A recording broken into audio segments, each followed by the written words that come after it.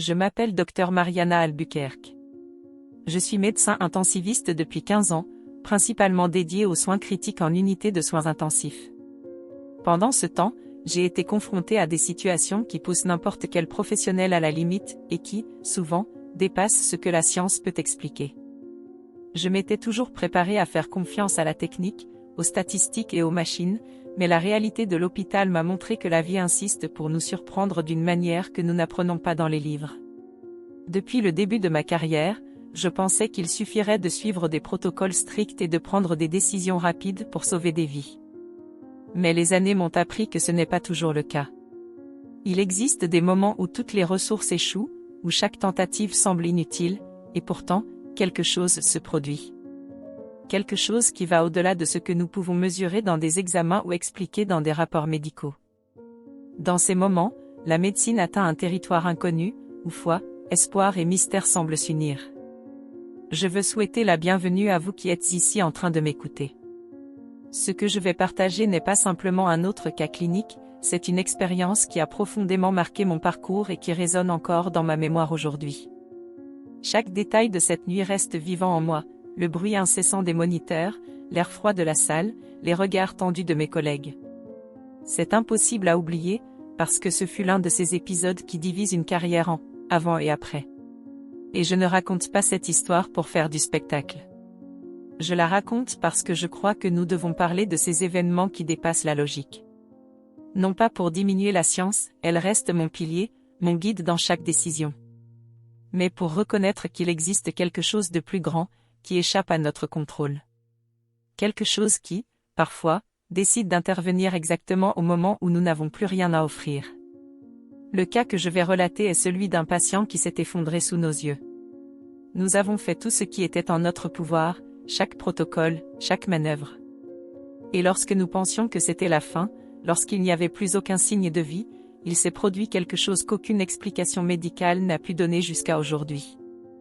C'est l'histoire que je veux que vous suiviez avec moi maintenant. Préparez-vous, car il ne s'agit pas seulement de médecine. C'est une rencontre entre la science et le mystère, entre le désespoir et l'espoir, entre ce qui peut être expliqué, et ce qui ne peut qu'être ressenti. Il a été déclaré mort. Tout le monde dans la salle avait baissé les bras. Mais soudain, quelque chose s'est produit. Quelque chose que, jusqu'à aujourd'hui, je n'arrive pas à expliquer. C'est ainsi que commence l'une des expériences les plus intenses de ma vie de médecin. Et avant de poursuivre ce récit, j'ai besoin de votre aide. Pour que cette vidéo atteigne plus de personnes et que des histoires comme celle-ci ne soient pas oubliées, j'ai besoin d'au moins 100 commentaires. Alors, écrivez ici, je crois au miracle.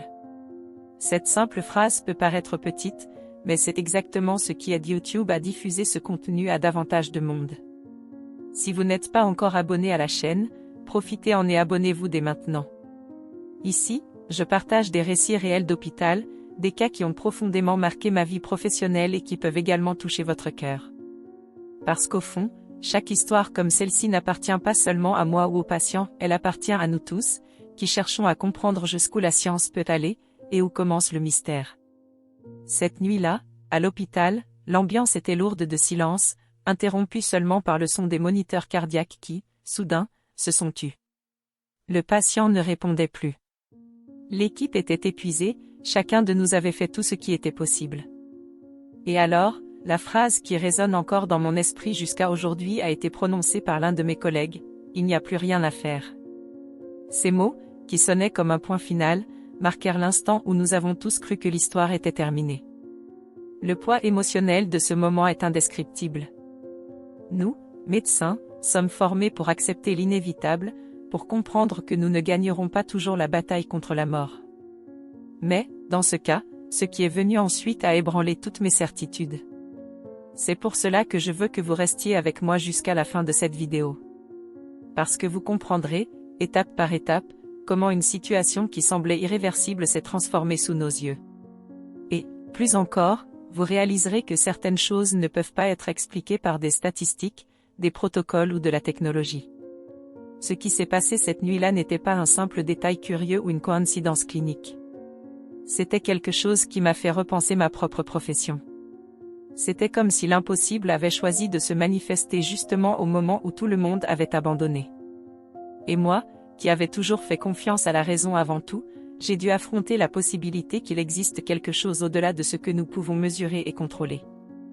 Alors, si vous avez déjà vécu ou été témoin d'un événement qui semblait inexplicable, vous allez vous connecter profondément à cette histoire. Et si vous ne l'avez jamais vécu, préparez-vous, car écouter ce récit peut changer votre manière de voir la vie, la médecine et même la foi. Laissez votre commentaire dès maintenant, écrivez « Je crois au miracle ». Et plongeons ensemble dans ce récit où la frontière entre la vie et la mort a été franchie par quelque chose qu'aucun de nous n'attendait. C'était en fin d'après-midi quand j'ai reçu l'appel. Cette journée était déjà marquée par une surcharge de patients, les urgences bondées, des familles angoissées dans le couloir, et chaque lit occupé par des histoires de douleur, d'espoir et de lutte pour la vie. Pourtant, parmi tant de cas, un nom particulier a attiré mon attention dès le début. Le patient était un homme de 47 ans, appelé Carlos Eduardo. Travailleur infatigable, père de 2 adolescents, connu de tous dans sa ville comme un homme généreux, toujours prêt à aider. Carlos avait été amené d'urgence par le SAMU après avoir subi un arrêt cardio-respiratoire brutal à domicile.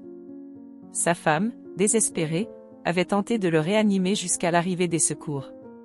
Et lorsqu'il est arrivé dans notre service des urgences, sa vie ne tenait déjà plus qu'à un fil. Je me souviens de l'expression de son visage lorsqu'elle est arrivée avec le brancard. Le visage pâle, les yeux rouges d'avoir trop pleuré, et une phrase qu'elle répétait sans cesse, « S'il vous plaît, docteur, ne le laissez pas mourir. Il ne peut pas me laisser comme ça. » Ces mots ont résonné en moi d'une façon différente. C'était comme si le poids de cette supplique s'était transformé en une responsabilité doublée sur mes épaules. L'histoire clinique de Carlos révélait certains facteurs préoccupants. Hypertension non contrôlée, antécédents familiaux de problèmes cardiaques, récemment, symptômes de fatigue qu'il avait ignorés. Comme tant d'hommes qui placent le travail au-dessus de tout, il n'avait pas prêté attention aux signaux envoyés par son corps. La vérité est que, sur ce brancard, il n'y avait pas seulement un patient, il y avait un père, un mari, un fils et, plus encore, quelqu'un qui portait avec lui l'espoir d'une famille entière. Les minutes qui ont suivi furent d'une urgence absolue. L'équipe est entrée en action avec précision. Intubation, compression thoracique, administration de médicaments, chaque procédure exécutée à la lettre. Le son des machines emplissait la salle tandis que nous alternions entre manœuvres et regards de complicité, comme pour nous demander en silence, allons-nous réussir à le ramener? L'atmosphère était dense, presque palpable. J'observais le visage de son épouse à travers la petite fenêtre de la salle, où elle s'appuyait contre le mur, incapable de tenir debout. Il était impossible de ne pas ressentir la douleur de cette femme. En tant que médecin, j'ai appris à maintenir une certaine distance émotionnelle, mais en tant qu'être humain, il n'existe aucun entraînement qui nous protège de la vulnérabilité des autres. Chaque larme qui coulait sur son visage semblait nous rappeler que nous ne luttions pas seulement contre des statistiques, mais pour une vie qui en soutenait d'autres. Carlos n'était pas seulement un numéro de dossier. Il était le père qui apprenait à ses enfants à jouer au ballon dans la rue, le mari qui tenait à être présent aux anniversaires, l'homme qui faisait des heures supplémentaires pour offrir une vie meilleure à sa famille. Et maintenant, tout cela risquait de s'éteindre en quelques minutes. Alors que nous surveillions ces signes vitaux, la ligne plate de l'électrocardiogramme semblait se moquer de nos efforts. Chaque seconde qui passait était un coup porté à l'espoir. Nous savions que plus le temps s'écoulait sans réponse, plus les chances de réanimation diminuaient. Pourtant, personne n'a abandonné. Parce qu'abandonner signifiait accepter que cette histoire se terminerait là, de façon abrupte et cruelle. Je regardais le corps de Carlos, en silence, je me répétais, tu dois te battre encore un peu. Pas pour nous, mais pour ceux qui t'attendent dehors. C'était presque une demande intime, une prière déguisée en pensée. Le contexte initial de ce cas n'était pas seulement un tableau clinique grave. C'était la jonction de la science, de l'humanité et du désespoir. Et, à cet instant, alors que la vie de Carlos semblait s'échapper entre nos mains, je savais que nous étions sur le point d'entrer dans un territoire où la médecine serait mise à l'épreuve jusqu'à sa limite. L'horloge semblait courir contre nous. Chaque seconde qui passait alourdissait l'urgence, comme si le temps lui-même était un ennemi impitoyable dans cette salle. Le cœur de Carlos restait dans un silence absolu, et la ligne plate du moniteur était un rappel cruel de la fragilité de la vie. Nous avions suivi tous les protocoles, répété chaque manœuvre de réanimation, et malgré cela, rien. Je savais, tout comme l'équipe entière, que nous entrions dans un territoire dangereux. Les chances de réanimation diminuaient à chaque minute sans activité électrique cardiaque. Pourtant, personne n'osait reculer. Les compressions thoraciques continuaient fermes, la sueur coulait sur les visages de mes collègues, et l'épuisement se lisait dans chaque regard. Mais la tension n'était pas seulement physique, elle était aussi émotionnelle. Nous savions tout ce qui était en jeu. Adrénaline, encore une fois, ai-je demandé avec fermeté, en essayant de contrôler la voix qui menaçait de trembler. Le médicament fut administré, et pendant quelques secondes, l'ambiance sembla figée. Tous les yeux fixés sur le moniteur, attendant qu'une étincelle de vie se manifeste. Mais rien ne se produisit. Seulement ce silence électronique, accompagné de la respiration lourde de l'équipe. C'est alors que j'ai entendu, derrière moi, la phrase qu'aucun médecin n'aime entendre, « Docteur, cela fait déjà plus de 20 minutes. » L'insinuation était claire, peut-être était-il temps d'accepter l'évidence, d'admettre que le combat était terminé. Mais je n'y parvenais pas. Quelque chose en moi criait qu'il n'était pas encore temps d'abandonner. J'ai poursuivi le protocole. Plus de compression, plus de médicaments, plus de tentatives. Chaque étape suivie avec précision, mais aussi avec une sensation croissante de puissance. Je regardais Carlos et je ne voyais pas seulement un corps inerte. Je voyais l'histoire d'un homme brutalement interrompu. Je voyais son épouse de l'autre côté de la porte, désespérée, attendant des nouvelles qui pourraient bouleverser sa vie. Le conflit en moi était aussi intense que ce qui se déroulait dans la salle. En tant que médecin, je savais qu'il existait une limite. Il y avait des statistiques, des paramètres cliniques qui indiquaient quand la réanimation devenait pratiquement impossible. Mais en tant qu'être humain, en tant que quelqu'un qui avait déjà vu la vie se manifester dans les moments les plus improbables, je ne pouvais tout simplement pas l'abandonner. L'équipe commençait à montrer des signes de découragement. Les regards se détournaient, certains gestes devenaient plus lents. C'était comme si tous attendaient mon dernier mot, celui qui mettrait officiellement fin à la tentative. Mais j'hésitais. Quelque chose me disait de continuer, même si la raison criait le contraire. J'ai alors demandé une nouvelle série de manœuvres. Le silence qui a suivi fut presque assourdissant. Non pas parce que la salle était calme, mais parce que l'espoir semblait épuisé. L'un de mes collègues a murmuré, « Docteur, parfois, nous devons accepter. » Ces mots m'ont transpercé comme une lame. Je savais qu'il avait raison, mais en moi persistait une résistance, comme une voix insistante qui disait, « Ce n'est pas encore fini. » Les minutes se transformaient en éternité. L'atmosphère se chargeait d'une tension presque palpable, comme si l'air était devenu trop lourd pour être respiré. Je voyais la fatigue marquée sur le visage de chacun, mais je voyais aussi autre chose, la douleur d'admettre que, malgré tous les efforts, nous pouvions perdre cette vie. À cet instant, j'ai compris que nous étions face à une limite non seulement de la médecine, mais aussi de notre propre foi en nous-mêmes. Parce que lorsque le protocole s'épuise, que reste-t-il? Quand les mains ont déjà tout tenté, quelle est la prochaine étape? C'est à cette frontière, entre la science et l'abandon, que j'ai senti toute la salle plongée dans une sorte de vide. Le vide de l'impossible. Le vide de l'impuissance. Et c'est exactement dans ce vide que quelque chose d'inattendu a commencé à se produire. Cette salle était plongée dans un silence, brisé seulement par le rythme mécanique des compressions thoraciques qui semblaient déjà automatiques. Le temps avait perdu son sens. 20, 30 minutes, impossible d'en être certain.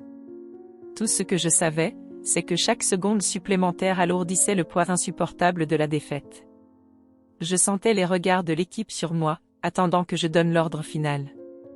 L'ordre qui mettrait fin à la tentative de réanimation, officialisant ce que personne ne voulait admettre, la mort de Carlos. J'ai respiré profondément. Mes mains tremblaient discrètement, mais ma voix est restée ferme, encore une fois. Et c'est à cet instant que quelque chose s'est produit. Sur le moniteur, qui jusque-là n'affichait qu'une ligne plate impitoyable, une petite oscillation est apparue. Si minime qu'au début, j'ai pensé à un artefact, une erreur de la machine. Mais elle s'est répétée.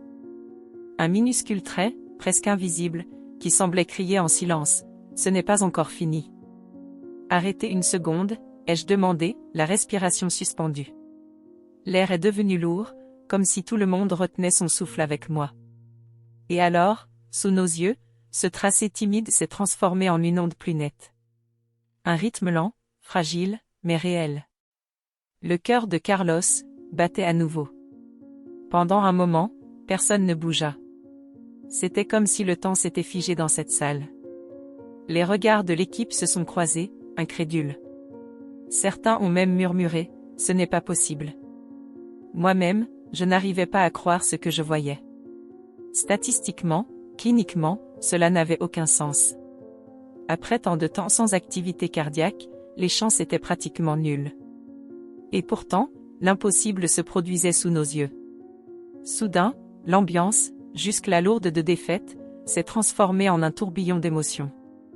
Le moniteur, auparavant muet, pulsait désormais avec ce son qui nous semblait une musique, bip, bip, bip. Un son qui signifiait vie, résistance, retour. Des larmes ont rempli les yeux d'une infirmière. Un autre collègue, sous le choc, a porté sa main à la tête en murmurant doucement, « Je n'ai jamais vu ça. » Et moi, je suis restée silencieuse quelques secondes, essayant d'absorber la scène. Car en moi, un mélange écrasant de sentiments s'entrelaçait, soulagement, incrédulité, gratitude. J'ai regardé à nouveau le moniteur, comme pour confirmer à chaque instant que ce n'était pas une illusion. Mais ce n'en était pas une.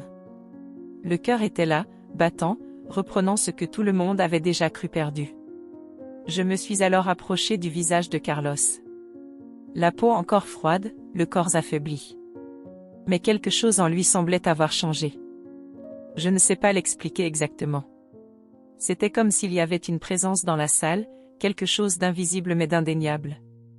Certains appelleraient cela un miracle. D'autres, une coïncidence. Pour moi, à cet instant, le nom n'avait pas d'importance. Ce qui comptait, c'est que la vie était revenue là où il n'y avait plus rien.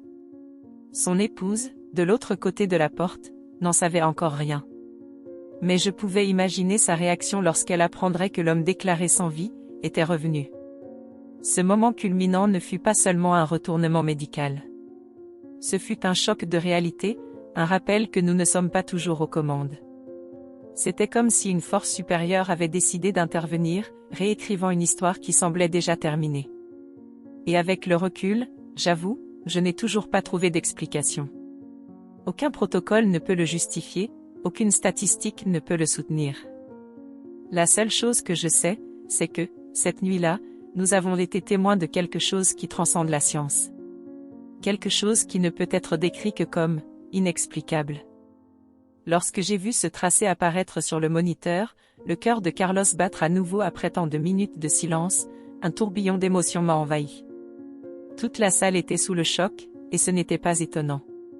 La médecine nous apprend à calculer des probabilités, à évaluer froidement les chances de succès. Et dans ce cas, toutes les statistiques étaient contre nous. Mais, sous nos yeux, quelque chose s'est produit.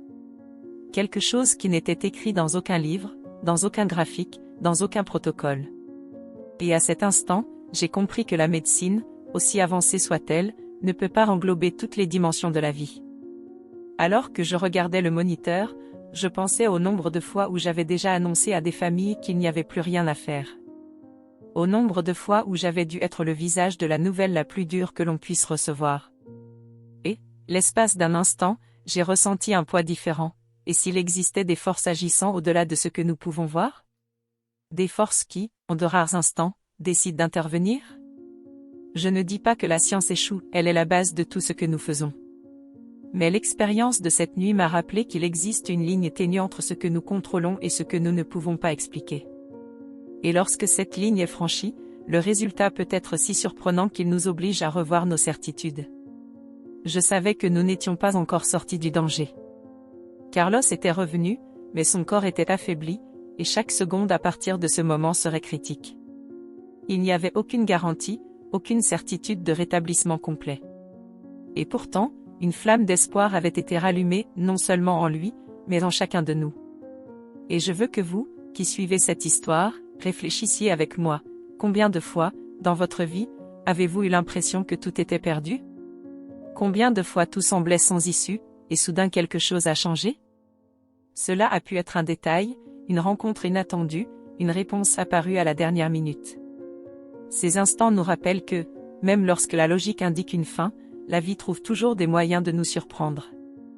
Dans cette salle, nous étions encore entourés d'incertitudes, mais ce n'était plus le même silence qu'avant. Le son du moniteur cardiaque, répétant ce bip, bip, fragile, était comme un murmure indiquant qu'une force plus grande était à l'œuvre. Et moi, en tant que médecin, je savais que nous devions continuer à lutter, car le mystère était loin d'être terminé. Le retour de Carlos fut comme un choc électrique, non seulement pour son corps, mais pour nous tous. Son cœur battait à nouveau, mais de façon irrégulière, instable, comme une flamme fragile pouvant s'éteindre à tout instant. Le moniteur montrait des ondes timides, hésitantes, et je savais que ce n'était pas la fin du combat, mais le début d'une nouvelle bataille. L'équipe s'est immédiatement remise en action. Les médicaments ont été ajustés, la ventilation contrôlée, la surveillance intensifiée. Le silence de l'incrédulité a laissé place à un tourbillon de mouvements coordonnés. Chaque professionnel savait qu'il n'y avait pas de place pour les distractions. La moindre seconde perdue pouvait signifier que la petite étincelle de vie s'éteindrait de nouveau. Pendant que les procédures se poursuivaient, je ne quittais pas Carlos des yeux. Son corps, encore rigide et froid, semblait refuser de suivre ce cœur qui avait décidé de revenir. C'est difficile à expliquer, mais il y avait une sensation étrange, comme si nous étions devant quelque chose qui ne rentrait pas dans le schéma habituel. J'entendais les murmures de l'équipe, certains parlaient de miracles, d'autres tentaient de justifier avec des hypothèses médicales improbables. Mais personne n'osait hausser la voix. C'était comme si tous savaient qu'il ne s'agissait pas d'une situation ordinaire. Docteur, tension encore très basse. Nous devons stabiliser le rythme cardiaque. Préparez plus de dopamine, vite. Telles étaient les phrases qui se superposaient au son métallique des moniteurs et au rythme des machines. C'était comme si nous essayions de recoudre la vie point par point, sans savoir si le tissu résisterait. En même temps, l'image de l'épouse de Carlos ne quittait pas mon esprit. Dehors, elle continuait d'attendre, sans se douter de ce qui se passait à cet instant. Pour elle, il ne s'agissait peut-être que de quelques minutes avant de recevoir une nouvelle définitive. Et je savais que, quelle qu'elle soit, cette nouvelle changerait à jamais le cours de sa vie. Le plus impressionnant fut de constater comment, même dans un état critique, Carlos semblait lutter d'une certaine manière. Il n'y avait aucun mouvement conscient, aucun signe d'éveil, mais son cœur, têtu, insistait à battre. Irrégulier, faible, mais résistant. Et cela nous donnait la motivation nécessaire pour continuer. Une infirmière, les yeux embués de larmes, m'a murmuré. « Docteur, j'ai vu beaucoup de patients abandonnés avant même que nous ayons eu la chance de faire quelque chose. Mais cet homme ne veut pas partir. » Cette phrase est restée gravée dans mon esprit. Parce que c'était exactement l'impression qui flottait dans l'air, Carlos n'était pas prêt à s'en aller. Même ainsi, l'instabilité restait alarmante. Chaque minute oscillait entre le retour de l'espoir et le risque d'un nouvel arrêt. Nous savions que son corps était profondément compromis, que l'absence prolongée d'activité cardiaque pouvait laisser des séquelles irréversibles. Mais rien de tout cela n'était certain. Et tant qu'il y avait de la vie, même fragile, il y avait de la lutte. J'ai alors décidé, nous allons le transférer immédiatement en réanimation. Il a besoin d'un soutien avancé continu. Le brancard fut préparé en urgence. L'équipe, encore sous le choc de ce qu'elle venait de vivre, s'est réorganisée dans une synchronie presque automatique. Il n'y avait pas une seconde à perdre. Carlos allait être conduit en unité de soins intensifs, où chaque instant serait suivi de près.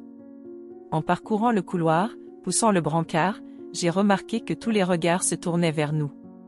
Infirmiers, familles d'autres patients, tous observaient en silence. Personne ne savait exactement ce qui s'était passé, mais tout le monde ressentait qu'un événement extraordinaire était en cours. Et c'est dans ce couloir, entre les urgences et la réanimation, qu'un sentiment étrange m'a envahi. Je ne sais pas si c'était du soulagement, je ne sais pas si c'était de la crainte. Peut-être un mélange des deux. Parce que je savais qu'à partir de ce moment, nous n'étions plus seulement face à un patient critique. Nous étions face à un mystère vivant, un cas qui, d'une certaine manière, nous échappait, même lorsque nous faisions tout pour le retenir. En réanimation, l'ambiance était différente. Une lumière plus douce, le rythme constant des appareils, la présence discrète de l'équipe spécialisée créait une atmosphère de vigilance permanente. Chaque détail était observé, chaque oscillation des moniteurs notée avec attention. Carlos était désormais relié à de multiples supports, ventilation mécanique, drogue vasoactive pour stabiliser la tension, monitorage multiparamétrique. C'était comme si son corps était soutenu par un réseau invisible de fils, chacun d'eux retenant la vie par un fil délicat. Les premiers jours furent de pure tension. Le cœur battait, oui, mais il pouvait s'arrêter de nouveau à tout instant. Je passais toutes les heures vérifier son évolution, et chaque fois que j'entrais dans la chambre, je ressentais ce pincement dans la poitrine. Une question m'accompagnait à chaque regard vers le lit, va-t-il résister? Cependant, quelque chose attirait l'attention de l'équipe. Malgré la gravité, l'organisme de Carlos répondait de manière surprenante. De petites améliorations surgissaient là où nous ne les attendions pas. Sa tension, bien qu'instable, montrait des signes de récupération. La saturation, avec l'aide de la ventilation, restait à des niveaux acceptables.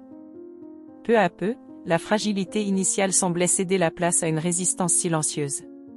Et ce n'était pas seulement son corps qui montrait de la force. Dehors, son épouse demeurait ferme. Chaque jour, à la même heure, elle était là, les mains jointes en prière. Elle ne demandait pas de détails techniques, n'exigeait pas d'explications. Elle se contentait de dire, d'une voix sereine mais pleine de conviction. « Je sais qu'il reviendra. Il a toujours été un battant. » Ces mots, aussi simples soient-ils, résonnaient en nous. Il était impossible de ne pas sentir l'énergie de cette femme. Il y avait quelque chose de contagieux dans sa foi, comme un carburant supplémentaire pour tous ceux qui entraient dans cette chambre. En médecine, nous apprenons que la récupération se fait par petits pas. Et c'est ainsi que Carlos a commencé à nous surprendre. Le 4e jour, les drogues vasoactives ont été réduites progressivement. Le 6e jour, son cœur montrait déjà un rythme plus stable, presque régulier. Et le 7e jour, quelque chose d'improbable est arrivé.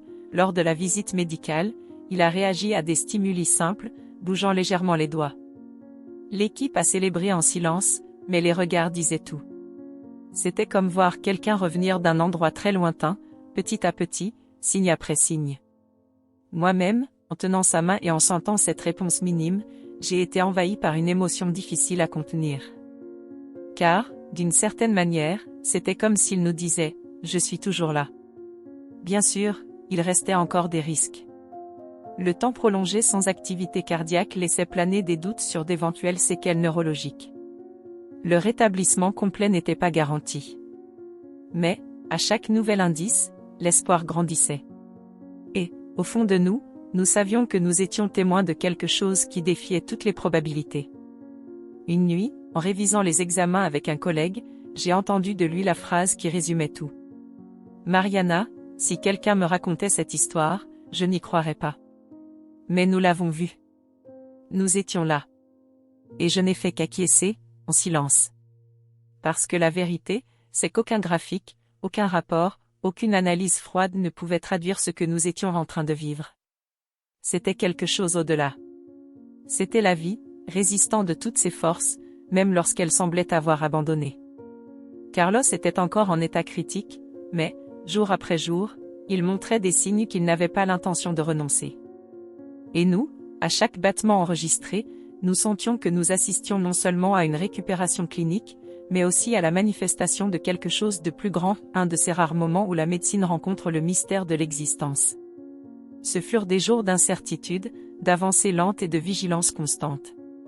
Chaque matin, quand j'arrivais en réanimation, j'avais ce frisson dans le ventre. Allions-nous avoir de bonnes nouvelles?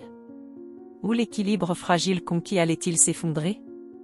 Mais, peu à peu, Carlos prouvait que son histoire était loin d'être terminée. Le 10e jour, ce que nous attendions tous avec anxiété arriva, il a ouvert les yeux. Pas complètement, pas avec la lucidité de quelqu'un qui se réveille d'un sommeil ordinaire, mais avec ce regard perdu, entrouvert, qui signalait le retour de la conscience. Pour nous, médecins, c'était comme assister à une renaissance. Le corps avait résisté. Maintenant, l'esprit commençait à montrer des signes de retour. La nouvelle s'est rapidement répandue dans l'équipe. Infirmiers, kinésithérapeutes, médecins de garde, tous commentaient, émus, la force inexplicable de cet homme. Et, dans le couloir, son épouse, qui n'avait jamais cessé d'y croire, fut appelée pour voir son mari. Je me souviens de la façon dont elle est entrée dans la chambre, les yeux remplis de larmes, les mains tremblantes, comme si elle se trouvait face au miracle qu'elle avait tant attendu. « Carlos, c'est moi, tu es revenu vers moi, dit-elle, la voix brisée. Il n'a rien dit à ce moment-là. Il n'avait pas encore la force de parler. Mais lorsque ses yeux se sont fixés dans les siens et qu'une larme a coulé sur son visage, nous avons tous su qu'il comprenait. Ce n'était pas un simple réflexe physiologique. C'était de l'émotion. C'était la vie qui pulsait à nouveau, communiquant sans parole ce que nous ressentions déjà. Il était de retour.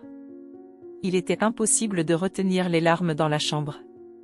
Même certains collègues, endurcis par des années de situations difficiles et habitués à la froideur que la profession exige parfois, n'ont pas pu cacher leur émotion. Moi-même, j'ai respiré profondément, en essayant de garder ma posture, mais au fond de moi il y avait un mélange de soulagement et de gratitude. Parce que, sous mes yeux, je voyais la victoire improbable de la vie. Les jours suivants furent marqués par des progrès constants.